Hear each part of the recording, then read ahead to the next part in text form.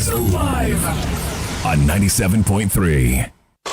Citi 97.3. Accra. Citi Prime News at 12 midday. Update you on all the running stories and connect you to the newsmakers. Citi News.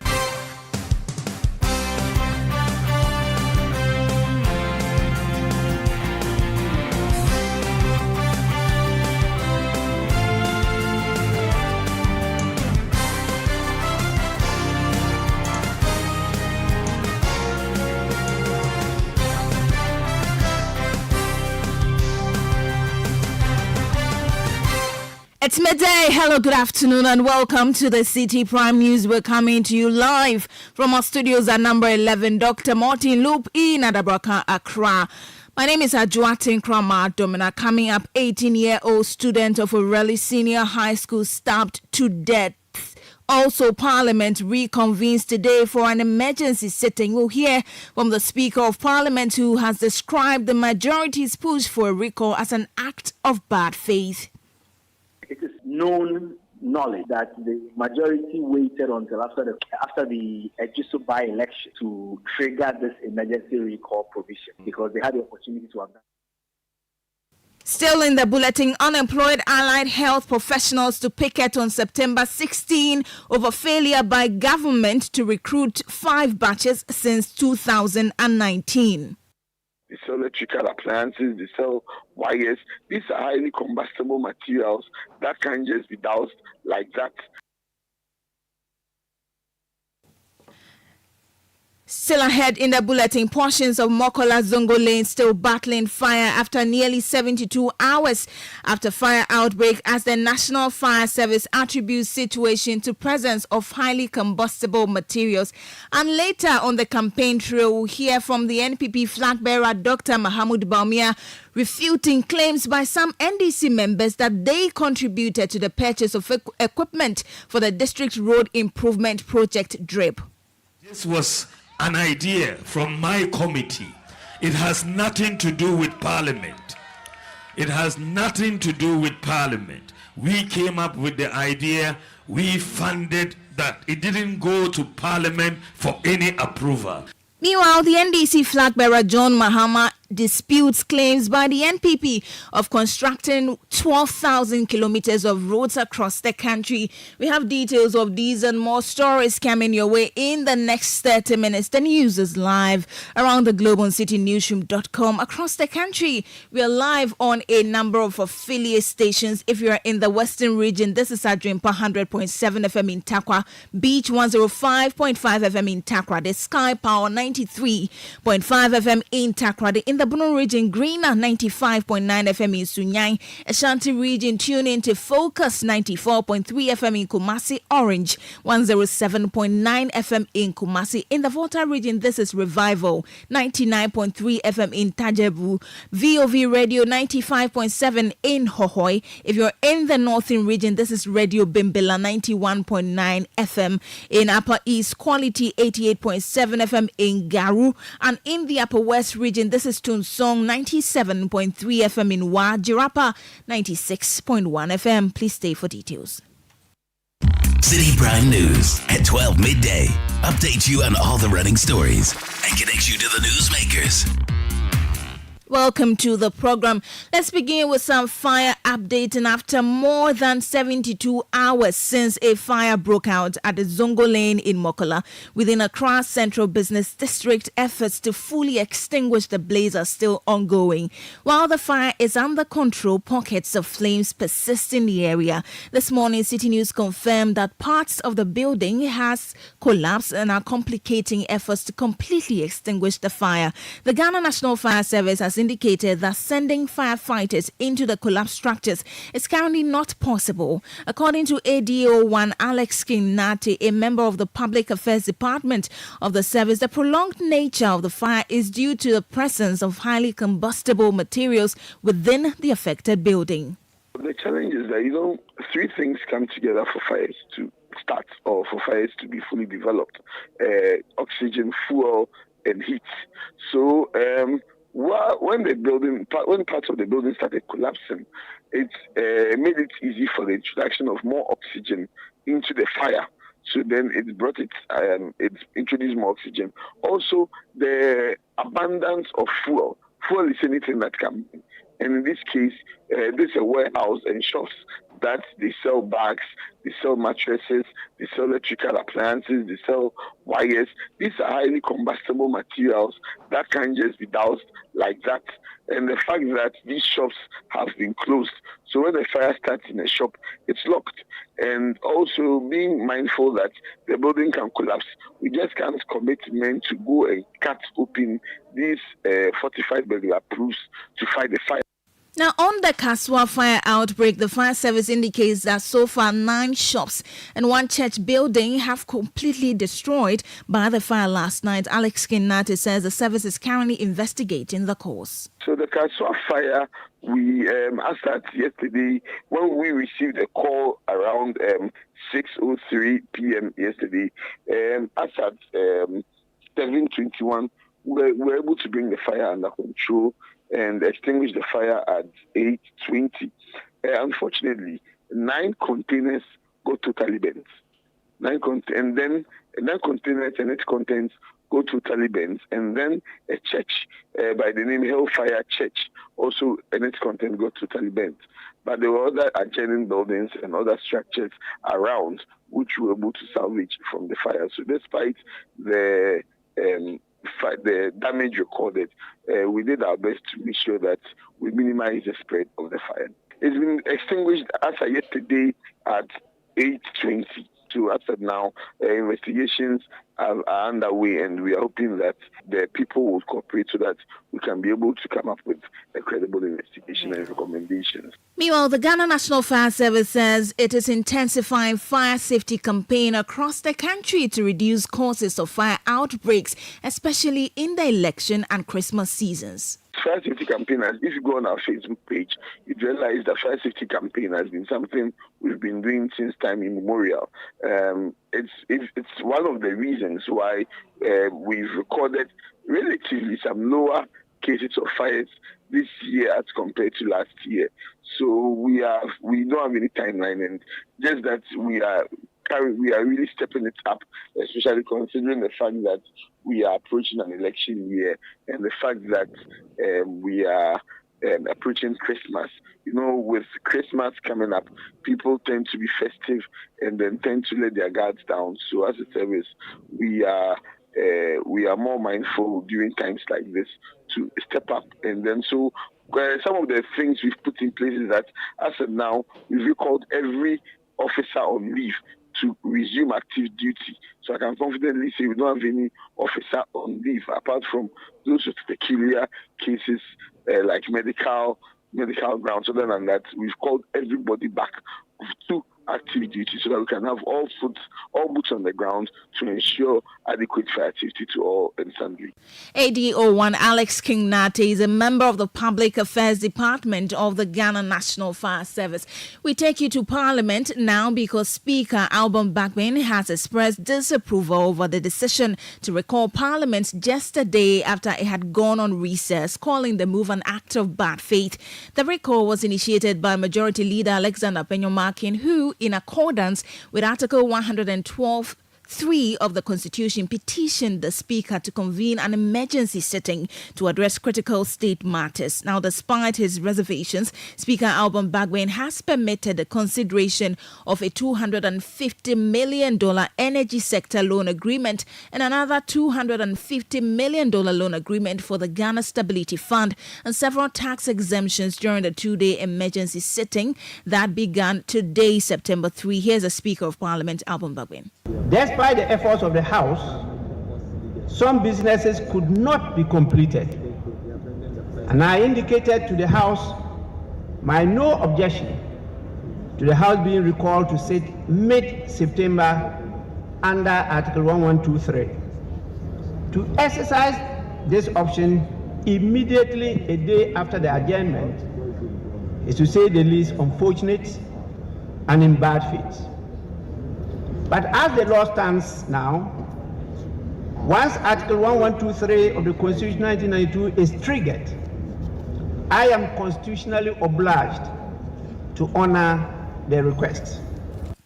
That's the Speaker of Parliament, Alban Bagbin. However, Majority Leader Alexander Penyomakin disagreed with the Speaker's assertions. Mr. Speaker, the request, as made in a humble prayer, was to enable this House undertake some urgent national assignments. I humbly submit, Right Honourable Speaker, that the application was well grounded in good faith, in spite of the disagreement. Majority Leader Alexander Penyomakin there. Now on items listed for consideration, Minority Leader Dr. Kesiel Atoforsen reiterated the minority's opposition to the tax exemptions. The NDC minority has not changed our position on these tax exemptions. We have always maintained that these tax exemptions are not in the best interest of the ordinary Ghanaian. Our position has always been and still remains that they should convert these tax exemptions into tax credit and otherwise maybe linked these tax exemptions into equity shares as stipulated in the Tax Exemptions Act. We will not support a giveaway of $350 million to crony businesses in a very opaque and untransparent manner. You heard the Minority Leader in Parliament, Dr. Kesiel Atoforsen. Away from that, a student of Ureli Senior High School has been stabbed to death. Now, this follows a scuffle between the deceased and another student. According to Citi News sources, the two were engaged in an argument which escalated, resulting in the stabbing incident. Stay with us because we provide you details of this reporter's story in a subsequent bulletin as it unfolds. But now let's bring you more stories. The Ghana School Feeding Secretariat says efforts are ongoing to release a third-term arrears owed to caterers under the school feeding program. This follows threats from the caterers to withdraw their services if the outstanding payments were not settled. The head of public relations for the Secretariat, Alpha Siba, stated in an interview with Citi News that the second-term arrears have been cleared and the Secretariat is working to ensure that the third-term payments are made as soon as possible. We paid all this for the second term. Okay. Yes, and then that one we even paid with the new rate, 1 cedi 50 pesos. You know, we used to pay 1 cedi 20 pesos for every school or every beneficiary child. But this time around, there has been an increment from the 1 cedi 20 pesos to 1 cedi 50 pesos for every beneficiary people. So the third term, we are gathering the data to analyze the data and then work on it and make sure that all those who have worked throughout the term are paid, and those who are not be able to work for whatever reason, then we deduct the days that they are not able to cook. So shortly, yes, we'll come out with something briefly. Because whenever schools are about to open, I'm sure next week or so, on the 10th of this month, schools will open. So we'll let them know. They already know that immediately schools will open. They have to prepare themselves and go and start cooking. Alpha Siba is the head of public relations for the Ghana School Feeding Secretariat. Moving on now, the Coalition of Unemployed Allied Health Professionals has announced plans to picket at the Ministry of Health on September 16 to protest the government's failure to post its members.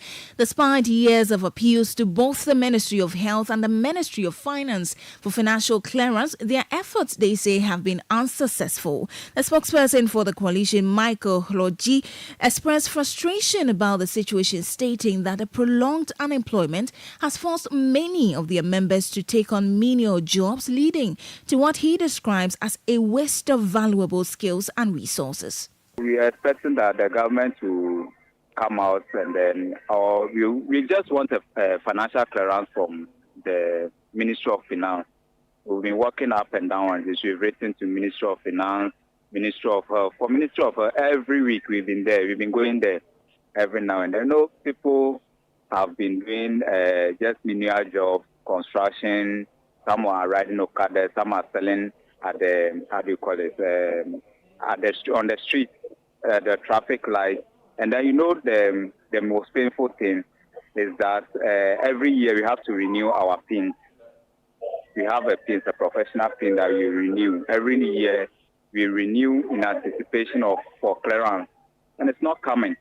So the year is getting to the end, and then election too is approaching. If we don't take a step now, when next year after election, we don't think any government will be interested in our case. So we want to take it now so that our voices will be heard.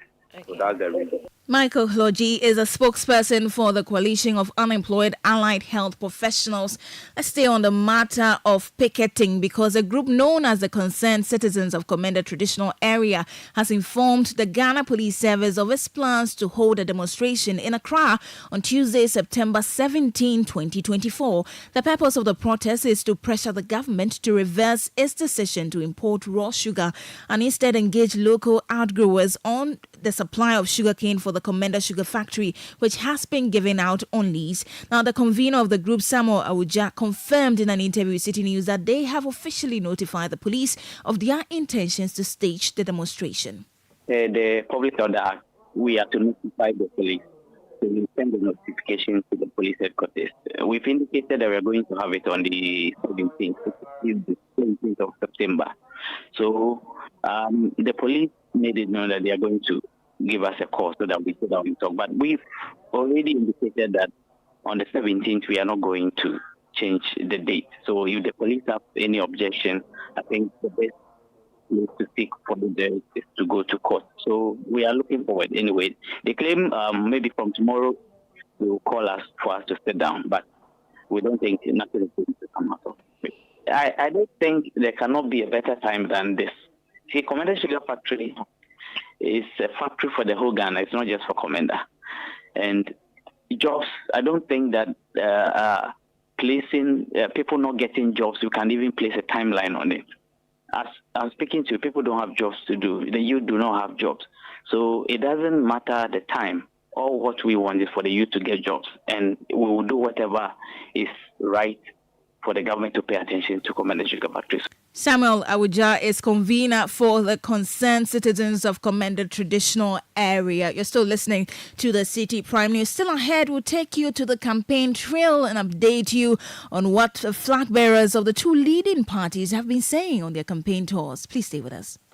Citi Prime News at 12 midday. Update you on all the running stories and connect you to the newsmakers.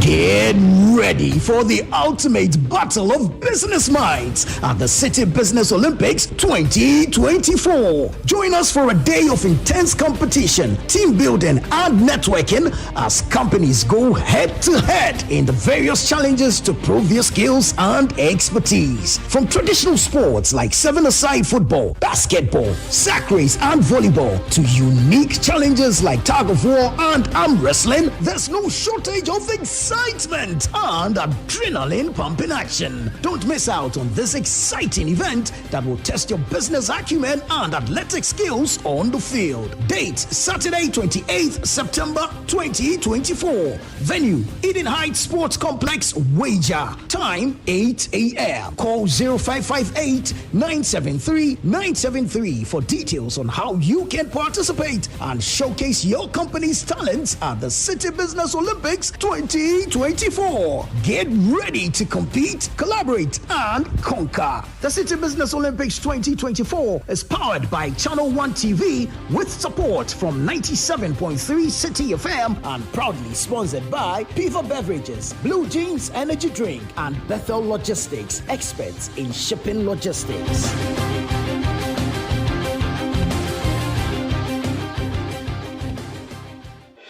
Channel 1 TV is live on DSTV, GoTV, and HD+.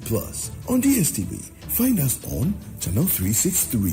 On GoTV, we're on Channel 117. And on HD+, get us on Channel 108. On a digital TV, run a new search. But take note that without an antenna, you cannot access Channel 1 TV. Channel 1 TV can be accessed on any free-to-air digital box, like the DSTV and HD+ boxes. Channel 1 TV, telling your story, empowering change. Citi Prime News at 12 midday. Update you on all the running stories and connects you to the newsmakers. Yeah, welcome back. Let's bring you some more stories. The ranking member on the Health Committee of Parliament, Kwabena Minta Akando, is urging the government and the leadership of Korle-Bu Teaching Hospital to repair the faulty elevators in the radiology and maternity department within 24 hours. The call follows his inspection of these departments after a previous visit to the surgery department on Monday, which led to the restoration of its elevators. Kwabena Minta Akando has shared his concerns with the media. Today we've come to check that the surgical ward lift is working. Unfortunately, there are other several lifts that are also not working. Some of them have been grounded. We went to the radiology department, the lift has been grounded, and we came to the maternity block. The lift at the maternity block is more functioning. When you enter, whatever you press, you don't know where you are going. We entered, we pressed 3, it didn't take us to 3. We pressed floor 6, it didn't take us there. Unless somebody at a particular floor calls the lift, it will not move. That is the state of the maternity block lift. And so again, since they were able to fix the surgical ward lift within 5 hours, we are calling on them, the president, the minister responsible for health, and the management of Korle-Bu must fix the other lifts that are not working within the next 24 hours. You heard the ranking member on the Health Committee of Parliament, Kwabena Minta Akando. Now let's do some politics. The Greater Accra Regional Minister, Daniel Kwate Titus Glover, says Alma Pokuya Adade Prempeh, the wife of Dr. Matthew Poku Prempeh, will actively join the campaign of the New Patriotic Party after her formal introduction to chiefs and other stakeholders. This was revealed after Titus Glover led her to pay a courtesy call on the Gammon chair. In an interview with Citi News, the regional minister says Alma Pokuya Adade Prempeh's involvement will be a valuable addition to the party's campaign in the Greater Accra region. To introduce Mrs. Amana Jama Prempeh to the president of the Ghana Traditional Council, the Gammon chair. Najama happens to be a sister who comes from English, Ashadi, the Bano family. That's where the mother comes from. So essentially we need to introduce her to Nigan to seek his blessings so that the exercise of these politics that we are going, my ancestors, the gods of our land, and God Almighty will assist her, her husband, and by extension the New Patriotic Party and our flag bearer, Dr. Muhammad coming. Should we expect her to hit the campaign grounds to be on podium? There are national officers around, regional officers around, elders of the party around, and she's been programmed. She'll be moving out. So this is the beginning. That was the Greater Accra Regional Minister Daniel Kwate Titus Glover. Let's stay with the NPP because this flag bearer, Dr. Mahamudu Bawumia, has refuted claims by some NDC members of Parliament that they contributed to the purchase of equipment for the District Road Improvement Project DRIP. The government recently delivered excavators and other machinery to improve roads across the country under the DRIP. Now, some MPs have suggested that the project was funded through the apportionings of the District Assembly's Common Fund. However, speaking at the Awubia Festival in Awutu-Senya West, Dr. Bawumia clarified that Parliament had no involvement in the implementation of DRIP. On that committee, which I chair, the Critical Roads Committee, I came up with the idea that we should buy equipment to help every district to construct roads in Ghana. So we were to buy all districts excavators, rollers, graders, backhoes, tipper trucks, and so on. This was an idea from my committee. It has nothing to do with Parliament. It has nothing to do with Parliament. We came up with the idea, we funded that. It didn't go to Parliament for any approval. So nobody should come and claim that they were responsible for all the equipment that we have sent to every district in this country. This was the committee that I chaired. We came up with that idea, and I made sure that we bought all of this equipment and we have taken it to every district in Ghana. So nobody should come and lie about it. Dr. Bawumia further debunked claims that the Kaswa-Winneba Road is funded by ECOWAS. I also want to make one thing clear. I chaired a committee. The president asked me to chair a committee. That committee was the Critical Roads Project Committee. I chaired the committee, Chief of Staff, the Minister for Roads, other members were on the committee. We had to identify certain critical roads for government to construct. Among the critical roads our committee identified was the 14-kilometer Kaswa-Winneba Road. This road is a road which is 100% financed by the government of Ghana. It is not an ECOWAS road. I identified that road as one of the critical roads. And we have done it just as I identified Adenta to Dodowa as a critical road, and we are doing it 100%. New Patriotic Party flag bearer Dr. Mahamudu Bawumia. Away from the NPP to the NDC, the flag bearer of the party, John Mahama, has dismissed President Akufo-Addo's claim that his administration has constructed 12,000 kilometers of roads across the country. During a rally in Nkranza North in the Bunu region, John Mahama challenged this assertion, pointing out that such a distance will be equivalent to a journey from Ghana to Japan. He also cautioned Ghanaians not to expect any substantial development initiatives from the New Patriotic Party's government in the remaining 3 months before the upcoming elections.